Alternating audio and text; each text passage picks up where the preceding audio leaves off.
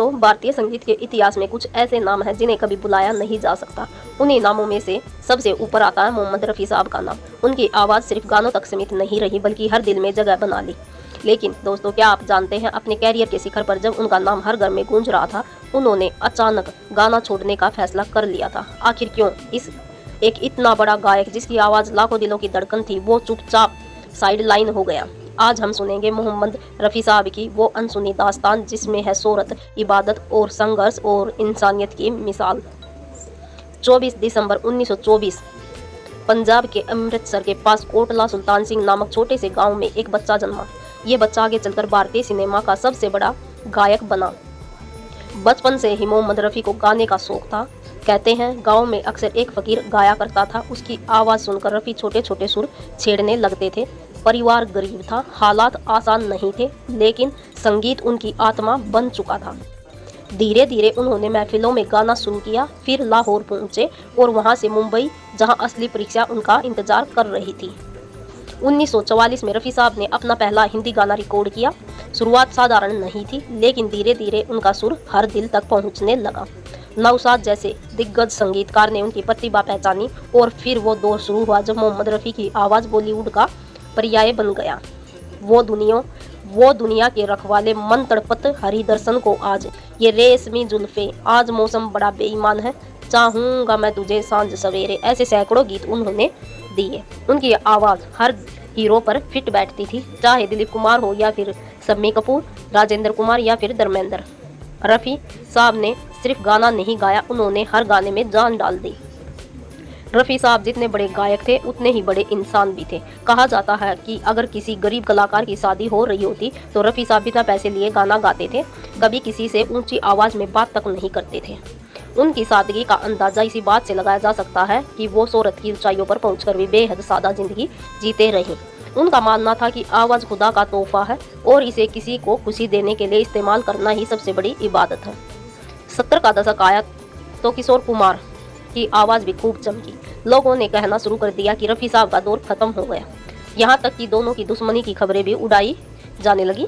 लेकिन असलियत ये नहीं थी कि रफ़ी साहब और किशोर दोनों ने एक दूसरे का सम्मान करते थे। किशोर कुमार खुद कहा करते थे, रफ़ी साहब जैसा गायक फिर कभी नहीं आएगा। यानी मुकाबला सिर्फ मीडिया और लोगों की नज़र में था, कलाकारों की नज़र में नहीं था। अब आती है वो घटना जिसने रफ़ी साहब की ज़िंदगी बदल दी। साल था 1971-72। रफ़ी साहब अपनी पत्नी के साथ दूसरे हज पर गए थे। इसे अकबरी हज कहा जाता है। वहाँ एक मौलाना ने उनसे कहा, रफ़ी साहब आप जो करते हैं वो गुनाह है, अल्लाह आपको माफ़ नहीं करेगा। ये सुनकर रफ़ी साहब अंदर तक हिल गए। जब वो मुंबई लौटे तो उन्होंने किसी से चर्चा नहीं की, बस एक ही बात कही, अब मैं गाना छोड़ रहा हूँ। और उन्होंने सचमुच गाना बंद कर दिया। लोगों ने कहा कि म्यूजिक डायरेक्टर्स ने उनसे मुंह मोड़ लिया है, पर असलियत ये नहीं थी कि उन्होंने खुद सब कुछ छोड़ दिया।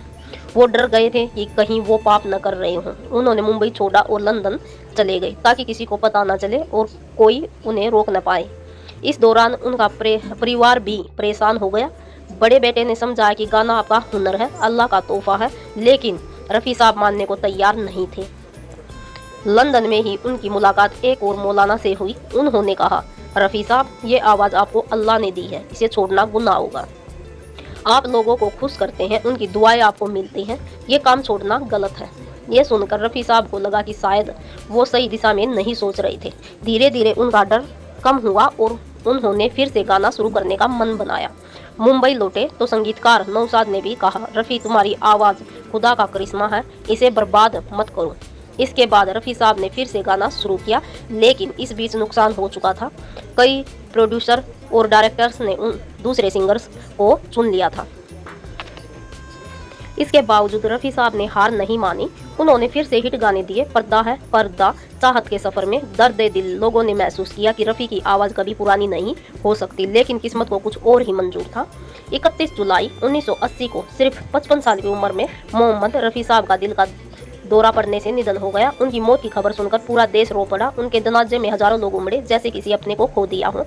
रफ़ी साहब भले ही इस दुनिया से चले गए हों, लेकिन उनकी आवाज़ आज भी जिंदा है और हमेशा रहेगी। दोस्तों, मोहम्मद रफ़ी सिर्फ एक गायक नहीं थे, वो एक एहसास थे। उनकी आवाज़ में मोहब्बत थी, दर्द था, खुशी थी, दुआ थी। उन्होंने हमें ये सिखाया कि इंसानियत और सादगी सबसे बड़ी ताकत है। आज भी जब उनका गाना बजता है लोग पुराने दौर में खो जाते हैं। अगर आप भी रफ़ी साहब के फैन हैं तो कमेंट में लिखिए रफ़ी साहब अमर रहें।